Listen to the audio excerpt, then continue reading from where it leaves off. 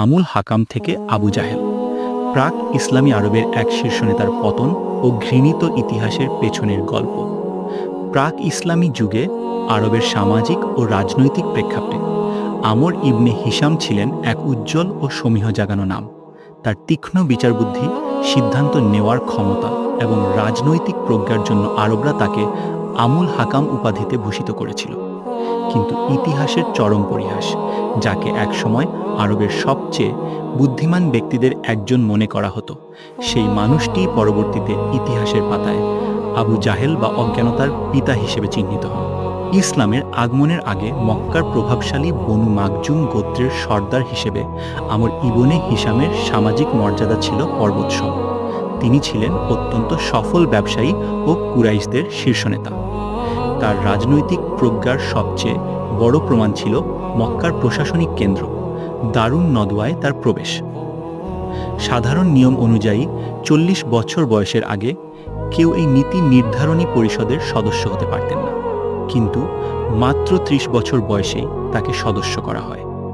মক্কার বিভিন্ন গোত্রের মধ্যে রক্তক্ষয়ী সংঘাত এড়াতে তার মধ্যস্থতা ছিল সর্বজনবিদিত। এমনকি স্বয়ং মহানবী শাহ একসময় দোয়া করেছিলেন যেন আল্লাহ ওমর ইবনে আল খাত্তাব অথবা আমর ইবনে হিশামের মাধ্যমে ইসলামকে শক্তিশালী করেন। নবী মুহাম্মদ শাহ নবুয়ত লাভ করার পর আমর ইবনে হিশামের জীবনের গতিপথ পুরোপুরি বদলে যায়। সত্যকে চিনতে পেরেও তিনি তা গ্রহণ করা থেকে বিরত থাকেন। আমর ইবনে হিশাম ছিলেন বনু মাকজুম গোত্রের, আর মহানবী শাহ ছিলেন বনু হাসিম গোত্রের। যুগ যুগ ধরে চলা এই দুই গোত্রের শ্রেষ্ঠত্বের প্রতিযোগিতায় তিনি পিছিয়ে পড়তে চাননি। তিনি খোলাখুলিই বলতেন, বনু হাসিম দান খয়রাত ও মেহমানদারিতে তাদের সাথে প্রতিদ্বন্দ্বিতা করেছে, কিন্তু এখন যদি তারা দাবি করে যে তাদের মধ্যে নবী এসেছেন, তবে সেই মর্যাদা মেনে নেওয়া বনু মাকজুমের পক্ষে সম্ভব নয়। মক্কার পৌত্তলিক ব্যবস্থা ও কাবাকে কেন্দ্র করে গড়ে ওঠা বাণিজ্যিক ও সামাজিক প্রভাব হাতছাড়া হয়ে যাওয়ার ভয়ে তিনি চরম শঙ্কিত ছিলেন। গোপনে মহানবী শাহ এর কুরআন তেলাওয়াত শুনে এর সৌন্দর্য ও সত্যতা উপলব্ধি করলেও শুধুমাত্র ব্যক্তিগত অহংকারের কারণে তা প্রকাশ্যে প্রত্যাখ্যান করেন। নবুয়তের পর তার অন্ধ হিংসা ও জেদ তাকে এমন কিছু নৃশংস অবিবেচকের মতো সিদ্ধান্ত নিতে বাধ্য করে, যা তার তথাকথিত জ্ঞানী পরিচয়কে চিরতরে মুছে দেয়। ইসলামের প্রথম শহীদ হজরত সুমাইয়া রা এর ওপর অমানুষিক নির্যাতন চালিয়ে তাকে বর্ষাবিদ্ধ করে নির্মমভাবে হত্যা করেন, যা তার চরম বর্বরতার পরিচয় দেয়।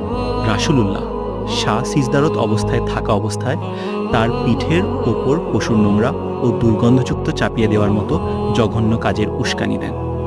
বদর যুদ্ধের আগে মক্কার বাণিজ্য কাফেলা নিরাপদে ফিরে আসা সত্ত্বেও এবং কুরাইশদের অভিজ্ঞ নেতারা যুদ্ধ এড়িয়ে যেতে চাইলেও আবু জাহেল অহংকারবশত যুদ্ধ করার জেদ ধরেন।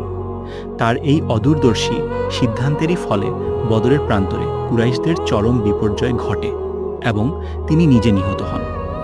অভিজাত ও বিচক্ষণ আমুল হাকাম সত্যের মুখোমুখি হয়েও কেবল হিংসা, অহংকার ও সামাজিক অন্ধত্বের কারণে আবু জাহেলে পরিণত হয়েছিলেন। জ্ঞান ও প্রজ্ঞা যতই থাকুক না কেন, অহংকার ও সত্যকে অস্বীকার করার মানসিকতা মানুষকে পতনের অন্ধকারেই নিক্ষিপ্ত করে।